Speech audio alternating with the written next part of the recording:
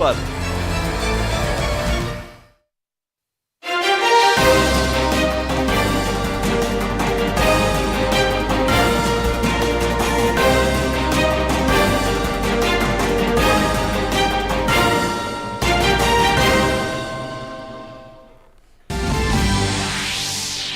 समेत कुछ देशों में कोविड के बढ़ते प्रकोप को देखते हुए अलर्ट पर केंद्र सरकार। चीन, जापान, दक्षिण कोरिया, हांगकांग और थाईलैंड से आने वाले यात्रियों का आरटी-पीसीआर टेस्ट अनिवार्य। पॉजिटिव रिपोर्ट या बुखार जैसे लक्षण मिलने पर किया जाएगा क्वारंटीन। स्वास्थ्य मंत्री ने कहा, दिल्ली और मुंबई में सीवेज के नमूनों में वायरस आरएनए मिलने के बाद बढ़ती जा रही है पूरी एहतियात। केंद्र सरकार ने राज्यों को पत्र लिखकर मेडिकल ऑक्सीजन की सप्लाई और ऑक्सीजन प्लांट के मोर्चे पर सभी तैयारी सुनिश्चित करने को कहा। 27 दिसंबर को मॉक ड्रिल करने का भी दिया निर्देश, ताकि कोविड-19 के प्रबंधन की तैयारी का हो सके आकलन। राज्य भी कर रहे हैं अपने स्तर पर तैयारी।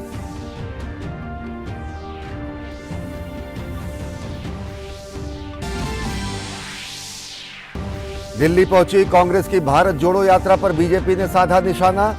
अनुराग सिंह ठाकुर ने कहा, कोरोना के खतरे के बावजूद राहुल के लिए देश हित नहीं, परिवार हित पहले।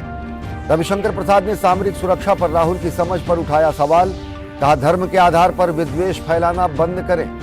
सेना के शौर्य को कमजोर करने में उन्हें अंदर से आता है आनंद। प्रधानमंत्री नरेंद्र मोदी ने स्वामीनारायण गुरुकुल के 75वें अमृत महोत्सव को किया संबोधित। कहा, हमारे गुरुकुल सदियों से रहे हैं समता, समानता और सेवा भाव की वाटिका। खोज और शोध को बताया भारत की जीवन पद्धति का हिस्सा। कहा, देश में सुरक्षा के बुनियादी ढांचे के विस्तार में हो रहा है अभूतपूर्व काम।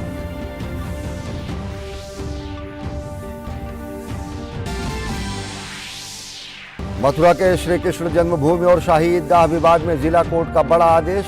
हिंदू सेना की याचिका पर ईदगाह का अमीन सर्वे कराने का आदेश। 2 जनवरी से शुरू होगा सर्वे। 20 जनवरी को कोर्ट में पेश की जाएगी रिपोर्ट। विश्व हिंदू परिषद ने किया स्वागत। क्रिसमस से पहले बर्फीले तूफान की चपेट में अमेरिका। करीब 20 करोड़ लोग हुए तूफान से प्रभावित। तूफान में अब तक कम से कम 19 लोगों की गई जान। बिजली आपूर्ति ठप होने से अंधेरे में डूबे हजारों घर। कई हजार उड़ानों को किया गया रद्द। कई शहरों में 0 से 45 डिग्री सेल्सियस तक नीचे गिरा पारा।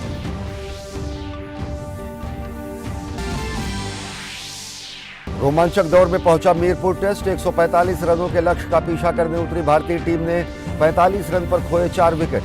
शुभमन गिल, केएल राहुल, पुजारा और कोहली जैसे दिग्गज लौटे पवेलियन।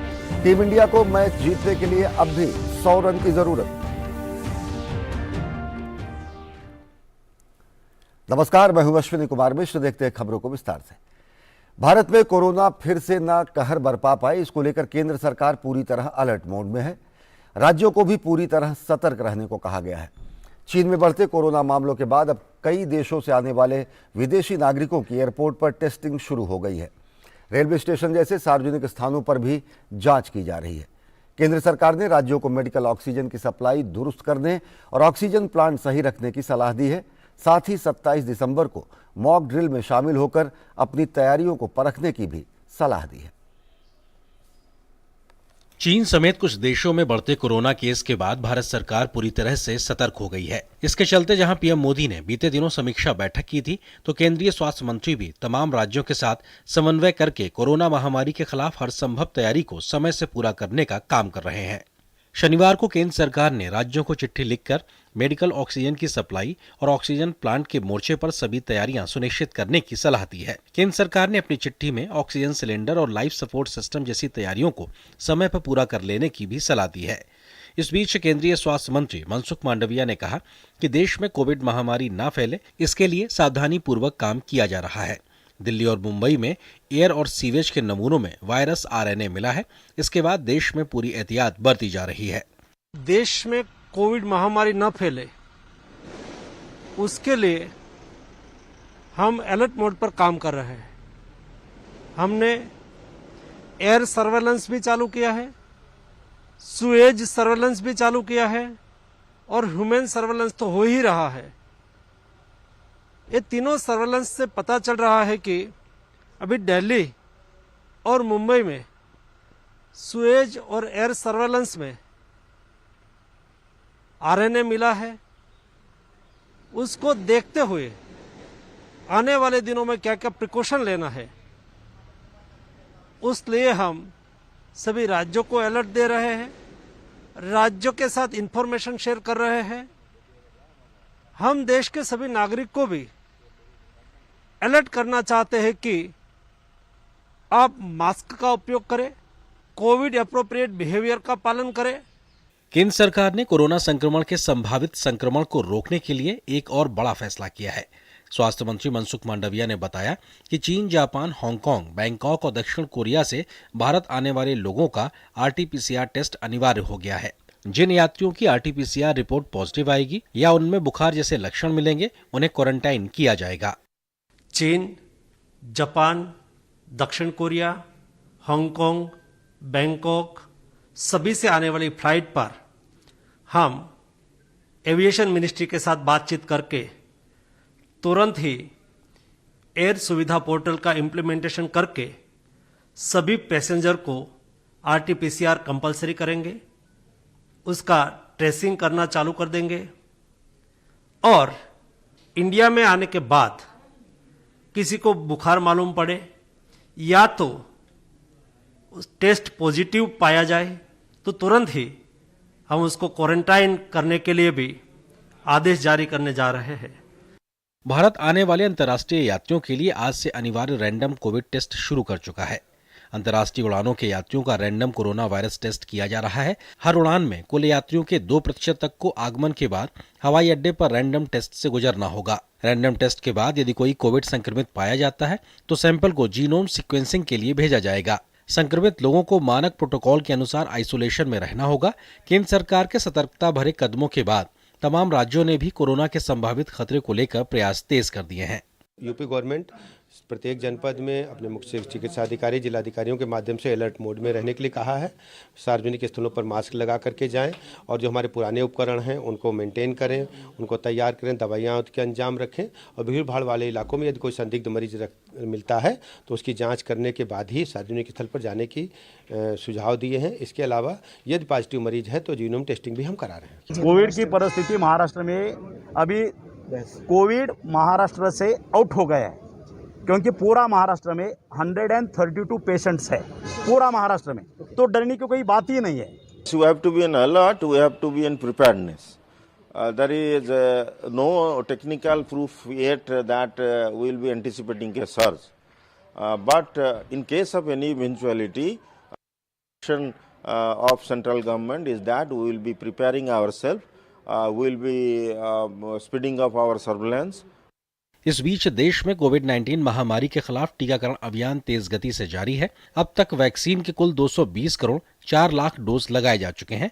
इनमें 95 करोड़ 12 लाख दूसरी डोज और 22 करोड़ 36 लाख बूस्टर डोज भी शामिल हैं।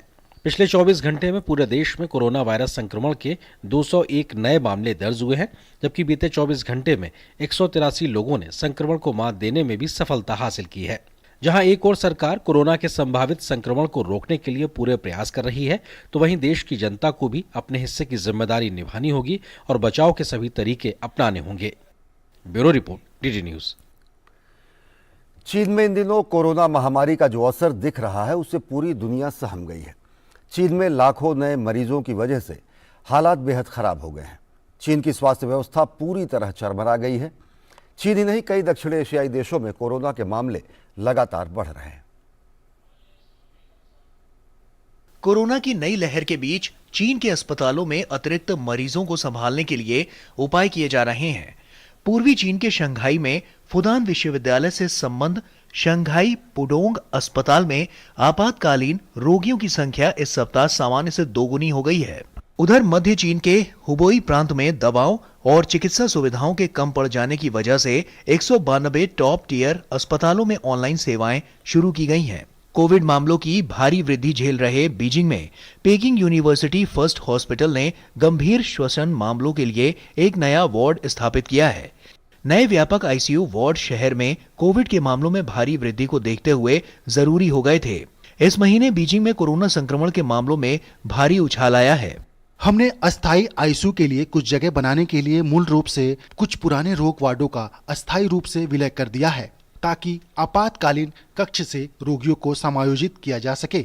रोगियों की बढ़ती संख्या को देखते हुए मध्य चीन के हुनान प्रांत में एक अस्पताल के आपातकालीन कक्ष में चिकित्सा कर्मी शिफ्टों में काम करने को मजबूर हैं ताकि मरीजों के भारी दबाव को देखते हुए उचित स्वास्थ्य सेवा उपलब्ध कराई जा सके। बहुत से लोग इन हालात के लिए चीन सरकार द्वारा जीरो कोविड नीति के अचानक ढील को जिम्मेदार मान रहे हैं, जबकि कई अन्य लोग का मानना है कि चीन की स्वास्थ्य सेवा प्रणाली बहुत सम्मान है और लोगों को ग्रामीण क्षेत्र में स्वास्थ्य देखभाल सेवा के लिए समस्याओं का सामना करना पड़ता है।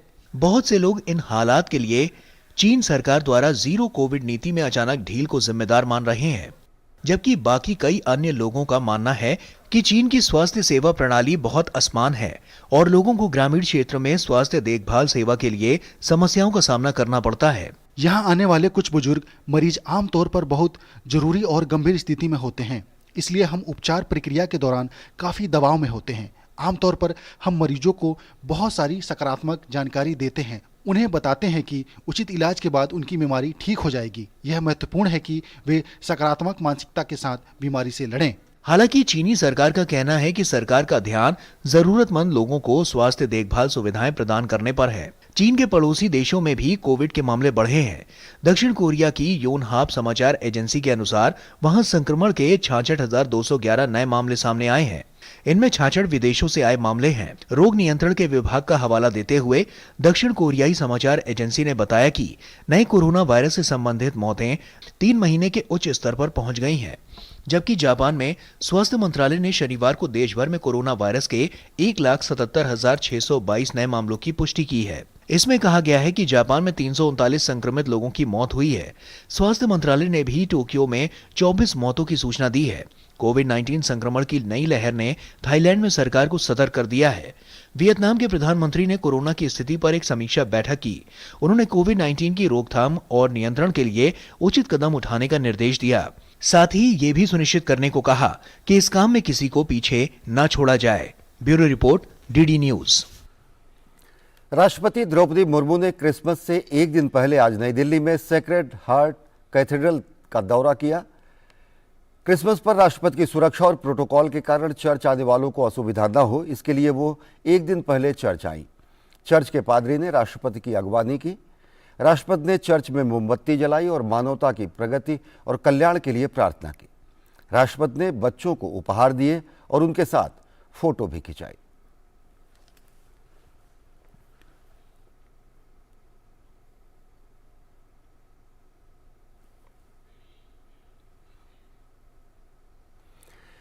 प्रधानमंत्री नरेंद्र मोदी ने आज वीडियो कॉन्फ्रेंसिंग के माध्यम से श्री स्वामीनारायण गुरुकुल राजकोट संस्थान के 75वें अमृत महोत्सव को संबोधित किया। श्री स्वामीनारायण गुरुकुल संस्थान की स्थापना वर्ष 1948 में गुरुदेव शास्त्री जी महाराज, श्री धर्मदास जीवन जी महाराज द्वारा राजकोट में की गई थी। इस संस्थान का काफ़ी विस्तार हुआ और वर्तमान में इस संस्थान की पूरे विश्व में 40 से अधिक शाखाएं हैं, जो 25,000 से अधिक छात्रों को शिक्षा की सुविधा उपलब्ध करा रही हैं। इस अवसर पर प्रधानमंत्री ने कहा कि हमारे गुरुकुल सदियों से समता और समानता और सेवा भाव की वाटिका रहे हैं।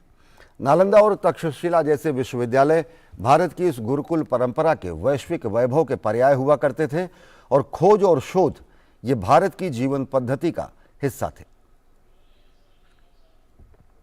हमारे गुरुकुल सदियों से समता, ममता, समानता और सेवा भाव की वाटिका की तरह रहे हैं। नालंदा और तक्षशिला जैसे विश्वविद्यालय भारत की इस गुरुकुल परंपरा के वैश्विक वैभव के पर्याय हुआ करते थे। खोज और शोध ये भारत की जीवन पद्धति का हिस्सा थे। प्रधानमंत्री ने कहा कि 2014 के बाद देश में मेडिकल कॉलेजों की संख्या में 65% से ज्यादा की बढ़ोतरी हुई है। नई राष्ट्रीय शिक्षा नीति के जरिए देश पहली बार उस शिक्षा व्यवस्था को तैयार कर रहा है जो फॉरवर्ड लुकिंग है।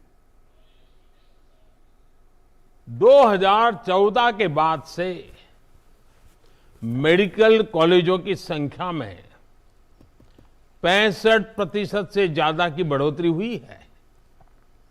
नई राष्ट्रीय शिक्षा नीति के जरिए देश पहली बार उस शिक्षा व्यवस्था को तैयार कर रहा है जो फॉरवर्ड लुकिंग है, फ्यूचरिस्टिक है। केंद्रीय गृह एवं सहकारिता मंत्री अमित शाह गुजरात दौरे पर हैं। केंद्रीय गृह मंत्री ने मेहसाणा स्थित श्री गोवर्धन नाथ जी मंदिर के नए परिसर का शिलान्यास किया। गृह मंत्री भूमि पूजन के लिए अपने पूरे परिवार के साथ पहुंचे।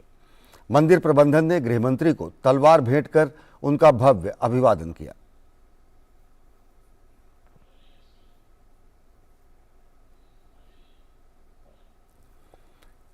केंद्रीय गृह मंत्री अमित शाह ने मेहसाणा के बीजापुर में सेठ जीसी हाई स्कूल के 95 साल पूरा होने के अवसर पर आयोजित एक समारोह की अध्यक्षता की। केंद्रीय गृह मंत्री ने इस मौके पर अत्याधुनिक कंप्यूटर लैब और सौर प्रणाली का उद्घाटन किया।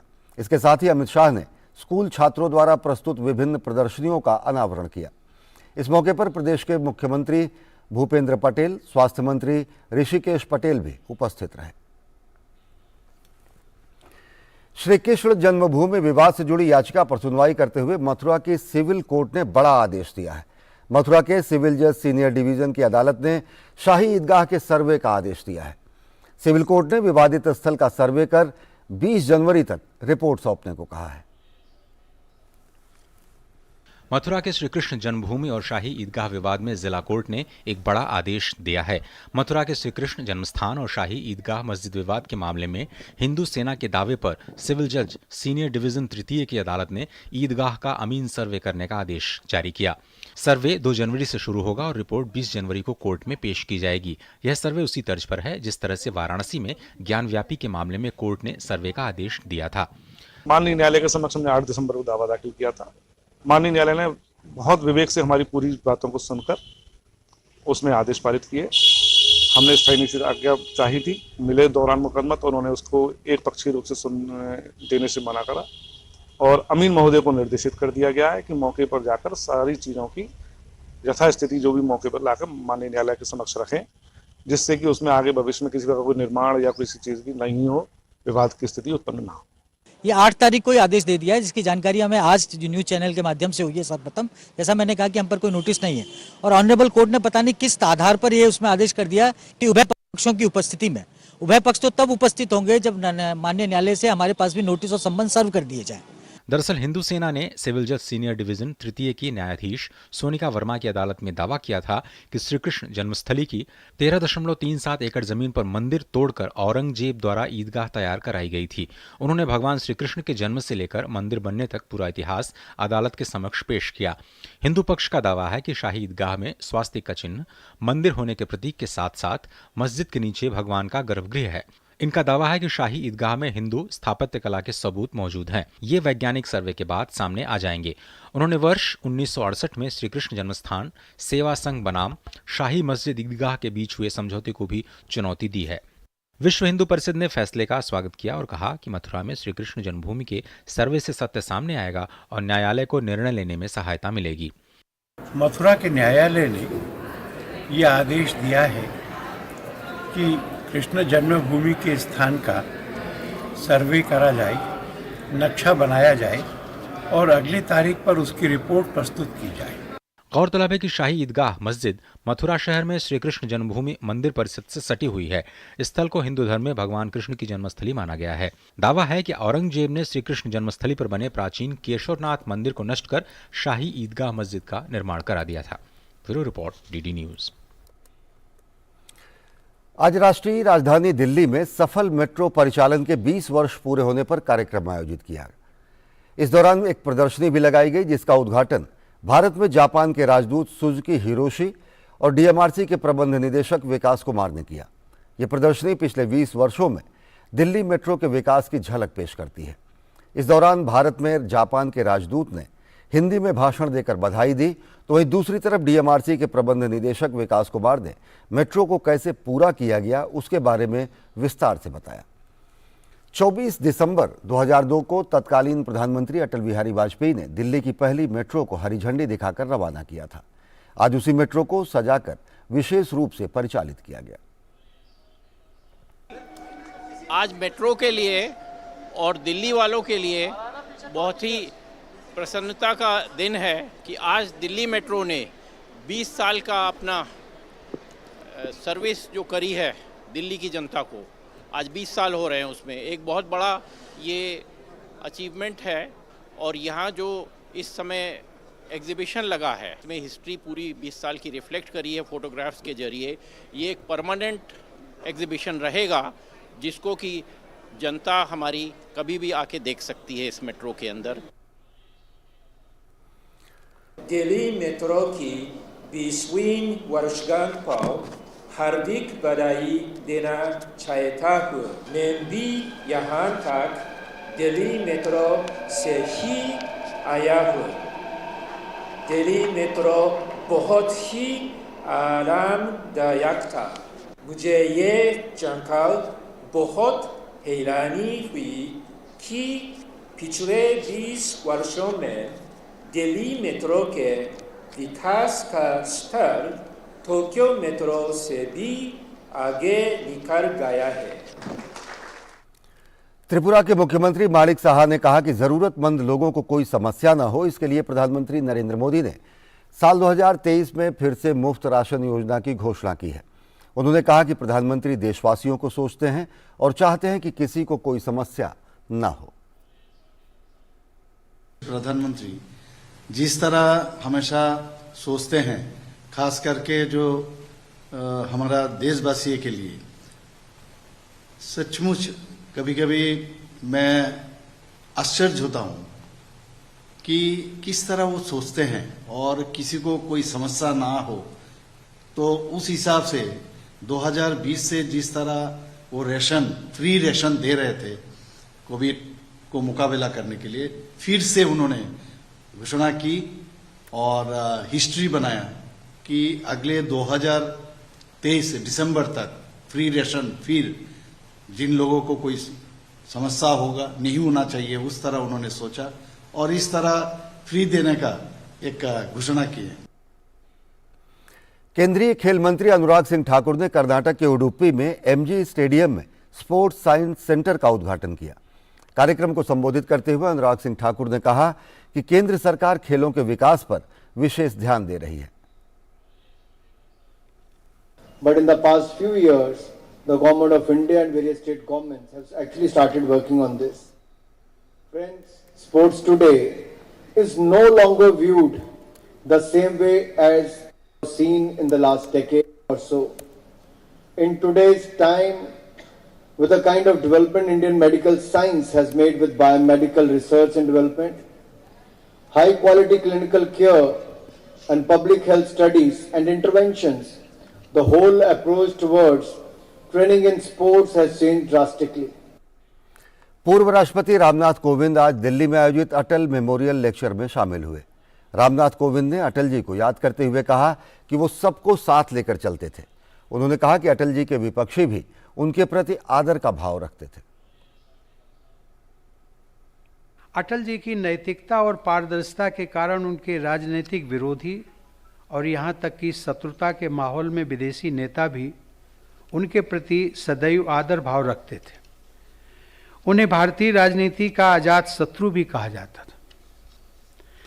अटल जी की हृदय की विशालता, सबको सम्मान देने की उनकी भावना, सुशासन और संगठन के सामंजस्य से युक्त उनकी कार्यशैली के अनेक उदाहरण मेरे मानस पटल पर अंकित हैं। उनका सुशासन केवल सरकारी कामकाज तक ही सीमित नहीं था, बल्कि पार्टी के संगठन में भी सुशासन की पद्धति को अपनाते थे। बहुत बड़ी बात है। यद्यपि आज हमारे प्रधानमंत्री जी भी उन्हीं के पद चिन्हों पर चल रहे हैं।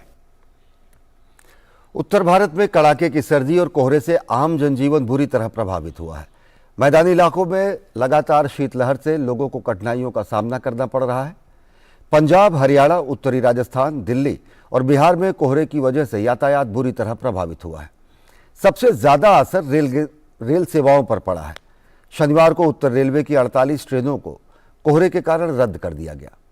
उधर कश्मीर घाटी में पिछले कुछ दिनों से तापमान जमाव बिंदु से लगातार नीचे दर्ज किया जा रहा है। हिमाचल प्रदेश के कई हिस्सों में अगले 48 घंटे में ऊंची चोटियों पर हिमपात का अनुमान लगाया गया है। तो हिंदी समाचारों के इस बुलेटिन में फिलहाल इतना ही। देश और दुनिया की ताज़ा तरीन खबरों के लिए देखते रहिए डीडी न्यूज़। नमस्कार।